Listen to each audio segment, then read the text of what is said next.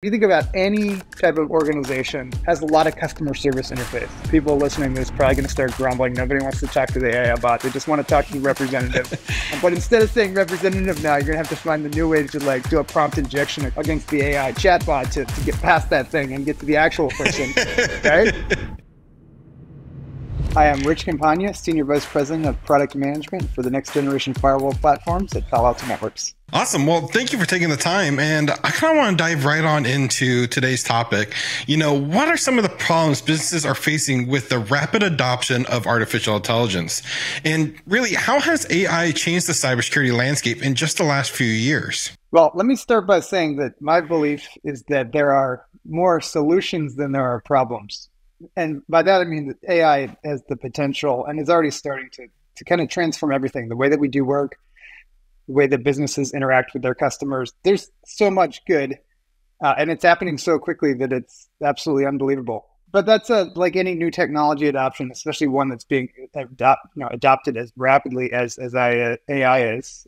There's a number of risks, right? So when I think about this landscape, or this movie, so to speak, there's four kind of key characters that come to mind. There's always the bad guy, the adversary, right? Like I work at Palo Alto Networks, there's always a bad guy. And they're continuing to evolve the technologies they use and the techniques they use in two ways. One, they're leveraging these same technologies that the enterprises are using to get smarter and smarter at their attacks. For example, we see a minimum of 25% increase in phishing click-throughs when phishing emails are written by Chat GPT or some GPT, some generative AI, as opposed to the standard ones with all the misspelling. So they're using these tools, but then they're also coming up with net new attacks against the new technologies that enterprises are rolling out and adopting. Right. So that's the sort of character number one and how things change for them. Then there's employees. Probably let's call it 18 months ago. A bad historian. I'd be the worst historian. About 18 months ago, ChatGPT, let's say, hit the market, hit the world with GPT-4, and for the first time, it was available to people like you and I, right? And that's just now there's thousands of those applications. They're just pouring out of the woodwork, all getting funded by the venture capital firms, and they're really completely changing the way that a lot of us do our day-to-day work and creating a lot of productivity gains, making us better at our jobs, what have you. But of course, by doing those things, going out and taking all these applications that the enterprise doesn't know about, that causes risk to the organizations that we work for, and it's risk that needs to be mitigated. Then there's the enterprises themselves. For them, obviously, they have to deal with and hopefully find ways to embrace employee use of some of these various different types of AI applications that are coming out, because it does do good for the enterprises as well.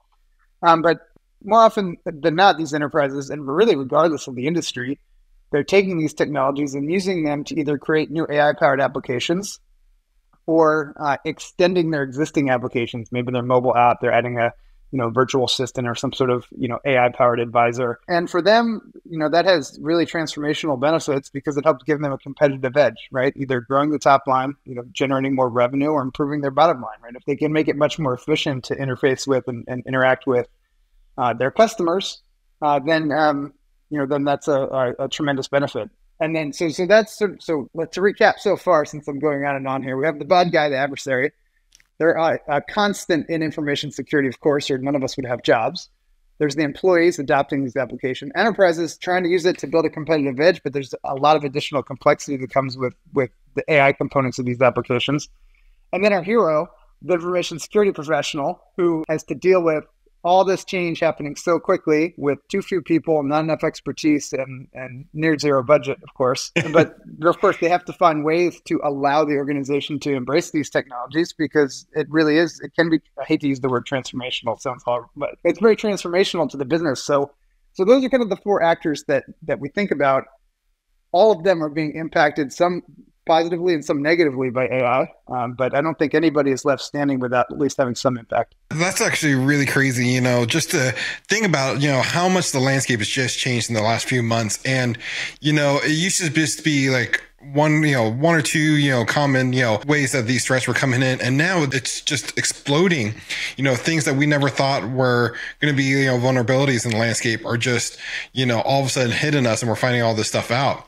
Now, At the time of recording just last week, you guys, Palo Alto Networks unveiled Precision AI. Can you like unfold the story behind this innovative and, particular cybersecurity challenge it is designed to, help combat? Yeah, absolutely. So precision AI is really a collection of technology. First of all, say we made a big announcement with a number of different components, but the ones and the tagline on the announcement was precision AI. But there's one piece in particular that we refer to and leverage internally, which is specifically precision AI. And essentially, this is kind of the culmination of about 12 years actually of investment in these types of technologies and recognition of the fact that because attacks are getting more sophisticated and more widespread at the same time, we kind of had to change the game substantially to stay ahead of attackers. Right? It used to be that it was only the most well-funded, nation state type actors that could really instrument some sort of sophisticated type of attack that was built to evade traditional defenses. And now there's sort of like the democratization of attack tools that's happened. Let's put these tools, like even tools that are, built for things like red teams, like tools like PowerShell Empire as an example, right? These are now in the hands of kind of your everyday, nobody kind of bad actor. And what that means is that these powerful tools allow more and more people to create unique and evasive types of attacks with very little skill whatsoever. And so the challenge with that has become, increasingly we're seeing stuff for the very first time. So, on an average day, just our network security platform alone prevents about 12 billion attacks per day. And of those attacks, that's crazy. There's about, I know, it's staggeringly high numbers, right? But of those, this is going to sound like a much lower number, but to me, it's much more frightening, actually. So 12 billion stopped per day, 20 million on average are new and unique attacks we've never seen before. Wow. Right. Which is just, so yeah, it's way smaller number, but like that's crazy. And so the challenge there is that you think about some local enforcement point, if we're isolating this part of this discussion just to network security, inline kind of controls, proxies, firewalls, et cetera. Right, you're going to deploy something, a piece of software, maybe a piece of hardware, depending on the use case, in a cloud environment, data center, on a campus, something. And that thing has some limited amount of compute. And so what we've been doing over the years is, of course, there's some signature-based detections that takes out, like, let's say 80% of those, let's say 12 billion attacks. Then there's machine learning models, lightweight machine learning models that are shrunk down and built into, onto those platforms within the compute element. That's another 19.9%. So now we're up to like 99.9% of attacks stopped in these local enforcement points. But it's that 0.1% of attacks. Those are the ones that are changing every single day. And for that, you need a much broader set of compute. And that's where we leverage this massive, we have almost 5,000 now models running in the cloud, all that are trained and looking for kind of those. I'm going to use something, I'm going to steal a phrase that I heard from somebody else the other day. I don't particularly like it, but I can't think of anything better right now. So it's not the needle in the haystack, it's the needle in the stack of needles, right? Like what are those? So there's trillions of transactions, tens of billions of attacks prevented, and tens of millions of new things we've never seen before. And how, out of all that stuff that's going through there, do you find, and this is where precision AI comes in. It's leveraging these thousands of machine learning models, this massive investment we've made to help generate the outcomes to stop that last 0.1% of attacks. So the ones that are going to get somebody inside of the network. And if we can't stop that 0.1% now, as that percentage continues to grow, then security teams are in for a lot of trouble. And that's precision AI is all about throwing everything we've got in terms of AI firepower against these attackers that are using that same sort of artillery against us. That is just mind blowing if you really come to think about it. And, just how many attacks are just being lobbed against you and how many new attacks we're seeing now on a regular basis. Now, integration is like a critical factor for any new technology. And I'm curious from your perspective, how does precision AI seamlessly mess with the cybersecurity infrastructure that a lot of these organizations already have in place? I guess our whole mission over the last several years, and I know you at least perhaps some of your viewers follow Palo Alto Networks and some of our news. In our last earnings call, our CEO talked extensively about platformization and this drive towards these consolidated platforms. So over the last 10 years or so, we've invested there's three platforms at Palo Alto Networks. Strata, which is our network security platform, This is our SASE solution, firewalls, those types of inline technologies, either deployed in the cloud or as software as hardware. Then there's Prisma Cloud, which is our cloud security solution, and then there's Cortex, which is our SOC solution. And so in each of these platforms, we have a set of core technologies that we bet across that platform. So, for example, in the network security platform, with some of these precision AI capabilities that I talked about before, right? It's not sufficient to be able to help solve for our customers for one use case. Let's say they're remote workers connecting to, outbound to the internet or to a cloud-based application.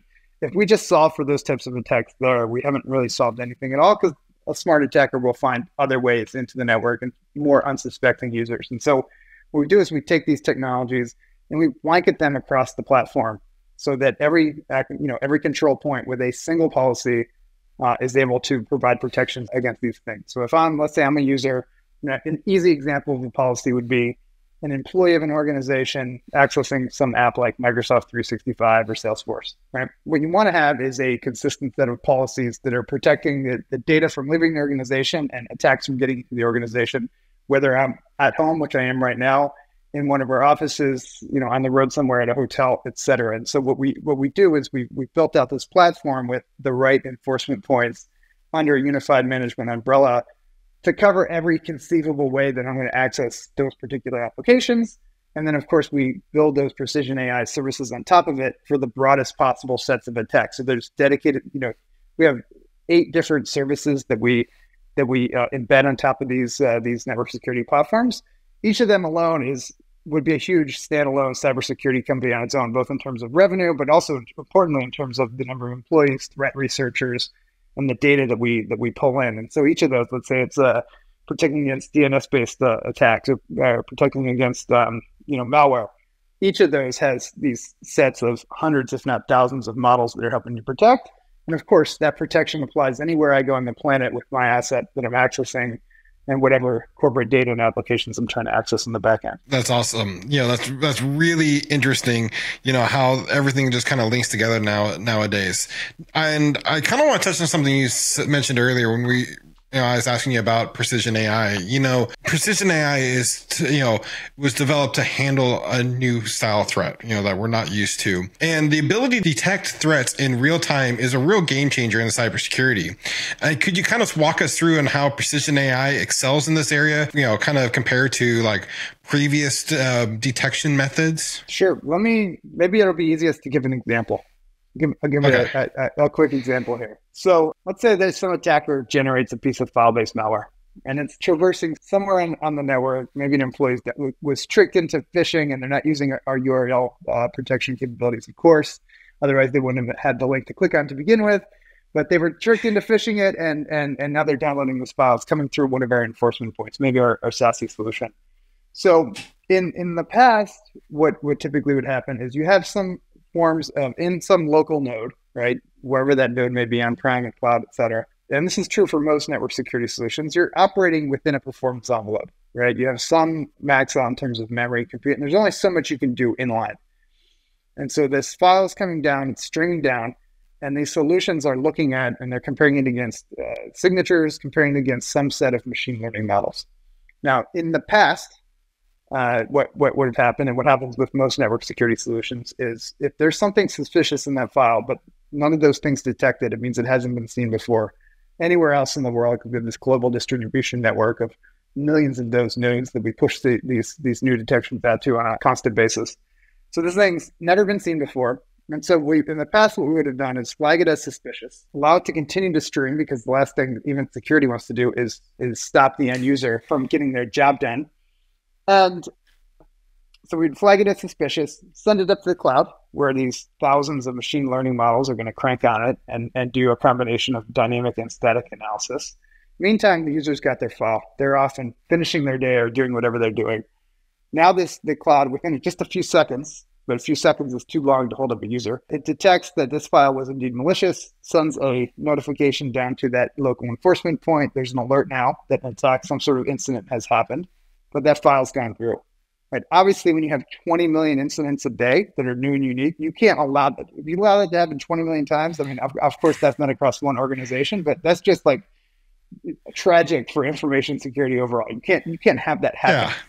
Yeah. So instead, what we do now, we've optimized all these models running in the cloud. We can do this dynamic, static, and even a fair amount of the dynamic analysis using the massive compute of the cloud. So now, instead, we do the files coming down, it's streaming. We buffer it inside of let's say that firewall, while at the same time we're streaming it up into the cloud, or at least the key indicators of suspicion.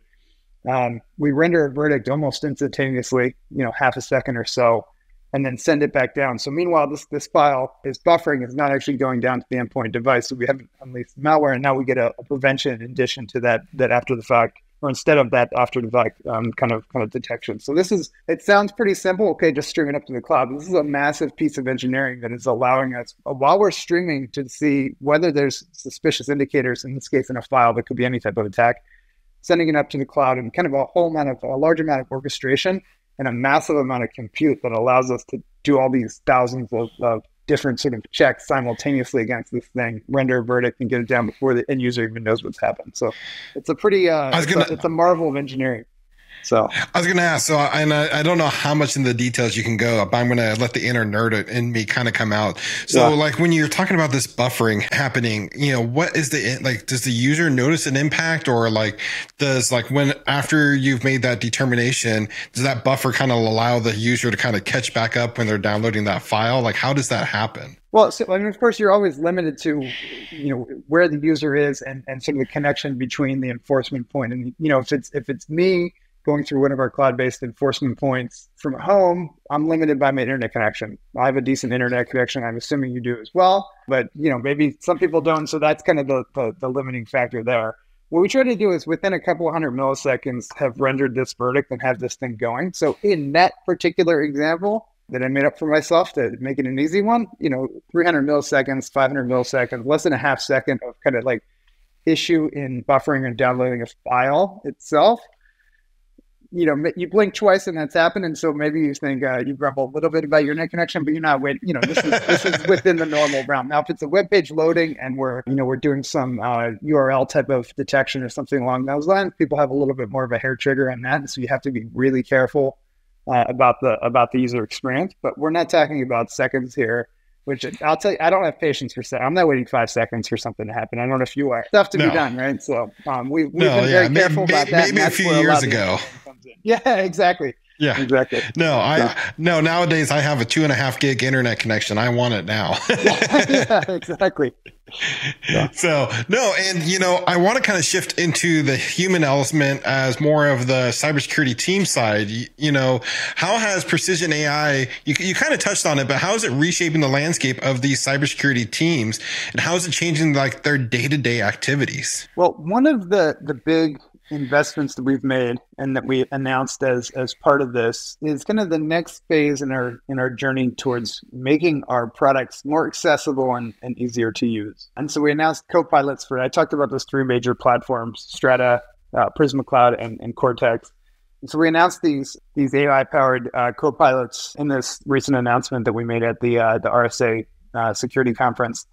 And really that's part of this journey to making our products more accessible, right? Everyone knows that there's a shortage. Well, maybe everyone doesn't know. I see it all the time. There's a shortage of information security professionals, not enough people. And then, people that are too junior complaining they can't get the jobs and nobody wants to train them on the job. And so you have this kind of like snowball effect of there's not enough people. There's if you read all the news, that you think there's only 5 information security people out there, right? In the whole world, right? I think there's more than that, but maybe not too much more. So really the idea, the journey we've been on, and part of this, quite frankly, is because we haven't been great at this in the past, is to make it more accessible to more people, to make it so that the level of expertise required to instrument various functions of various different sort, management and operations kind of functionality in our various different platforms, and then to get the information you need to help drive an investigation or some sort of security outcome, make that much easier as well. And so the co-pilots are sort of, exactly as you might expect, a set of natural language-based types of tools, all contextual in product, that allow, basically make it easier and more approachable to use the products. Ask simple questions, give it simple commands, set up this type of policy to block access to this type of application as an example. And it will translate that into the configuration and then then do the validation, the commit, and all that kind of stuff. Or tell me all the risky users in my environment. What types of applications are they accessing? Or which Dakota just called the help desk, and he's not getting any. He's not able to download this file. Is that a problem with his 2.5 gig fancy internet connection, or is it is it something else? Did he put the wrong Wi-Fi hotspot up, and that's what's limiting his that kind of stuff. So like helping to get kind of the day-to-day information you need out of these systems. And that's part of a long journey we've been on to just basically simplify the management and operations of our platforms in recognition of the fact that even for an organization, I haven't yet to come across one yet in 25 years of working in this industry, but even for that one unicorn organization that has enough information security people, they're able to more efficiently do some of this day-to-day kind of tasks and focus on more high-value activities that they might be able to, might better spend their time on. That's really cool. And, it really allows for this cybersecurity industry, it is ever evolving, on all aspects, and I hear it every day. There's not enough cybersecurity professionals, but there's these people just trying to enter the industry, but no one wants to give them experience, the whole chicken before the egg type of thing. It is definitely a solution that is helping solve that problem. And, hopefully helping taking the strain off of some of these, these cybersecurity, teams. That's the goal. Absolutely.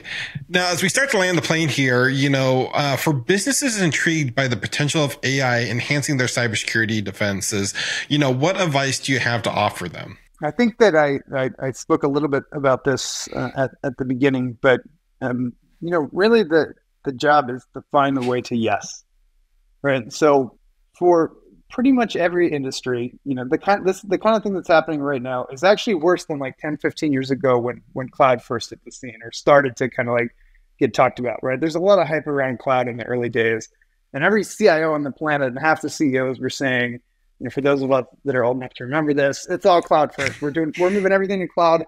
Data centers are going to be shut down in 2 years. And it didn't actually play out like that because the early benefit of cloud really was sort of like lift and shift, no real application monetization benefit. It was like S3 and EC2, and that's what you had. And it was really just like a cost savings measure, and that wasn't as sufficient. So it took some time for cloud to kind of like take off, right? With AI, the benefits are immediate, right? It's already, first of all, stuff is already deployed on these major CSPs, and there's already like 1 million open source projects. There's something like 600,000 models now available on Hugging Face, if you can believe that, which is just astounding. I feel like everybody, on your street probably has their own model that they're out there developing. So it's happening fast, but importantly, a lot of these things have immediate business benefits, right? So if you think about any type of organization that has a lot of customer service interface, I know, people listening to this probably going to start grumbling. Nobody wants to talk to the AI bot. They just want to talk to the representative. But instead of saying representative now, you're going to have to find the new way to like do a prompt injection against the AI chatbot to get past that thing and get to the actual person, right? So I don't have any secrets or tricks for that yet. But the point being that it makes a pretty big impact immediately on business operations. It can help generate more revenue. It can help save tremendous costs even just on customer support, let alone other types of functions. And so you got to find the path to yes. And that's really why part of the announcement we made was around, providing, a lot of what we talked about today was use of AI in our products, right? So we have this precision AI capabilities. Those are all about finding the needle in the needles. And these co-pilots making it easier to get the information about that needle out of the product and then to instrument the product to find more needles. And then there's a set of capabilities we announced that are all about providing protection for AI being used inside of the organization. And so the whole point of these technologies, AI security posture management, and AI runtime security, is to make it so that the information security team can securely enable or build security into these AI-powered applications by design from the very beginning. So AI security posture management is all about looking at the AI supply chain, because trust me when I tell you that every single one of those 600,000 models on Hugging Face, plus all the other stuff out there, it's all, as well as I do, it's all brand new within the last year and a half. Right? This stuff has not been vetted. But the top-down pressure is coming to the application teams, and they're saying, get the AI thing out by June, before you go on summer vacation, because we need to we need to get this thing out to market. And so there's massive time pressure. It's just a recipe for information security disaster. So anyway, let's look at the AI supply chain. Let's look at the data sets, right? That our training data, our inference data, all the stuff that's all the sensitive data that's by design going into these applications, assess all that kind of stuff so we get some measure of risk. And then, on the other side of these applications, there's a whole new set of attacks. I just mentioned kind of like the easiest, most obvious one called prompt injection. Whole new sets of attacks coming in that are not the traditional attacks that you see, but they're new techniques that are specifically meant to target this, the AI applications and the AI models to get access to the data set that these things all have access to. And so anyway, the point being is that, technologies like that are meant to, this last piece isn't meant to empower our products, but it's meant to help organizations protect their applications. And that's, I'd say, the most important thing. You're not going to be able to say no to this one. You might have been able to hold off cloud for some period of time, but this one, it's huge benefits. And, if you're an employee of your organization, probably you're a shareholder as well. So it's to your benefit as well to find the way to say yes. No, you are 100% right there. And, I really appreciate you taking the time to come on the channel and, just share all this wonderful wisdom with us. And, if people are interested in learning more, do you have a specific, particular place they should go to learn more about this? Well, if they go to paloaltonetworks.com, they'll find this front and center, these AI powered capabilities and the ability to explore all of them and try them out, of course, if they want to. So. Absolutely. Well, again, thank you for taking the time. I really hope everyone you enjoyed this episode. And until next time, keep learning.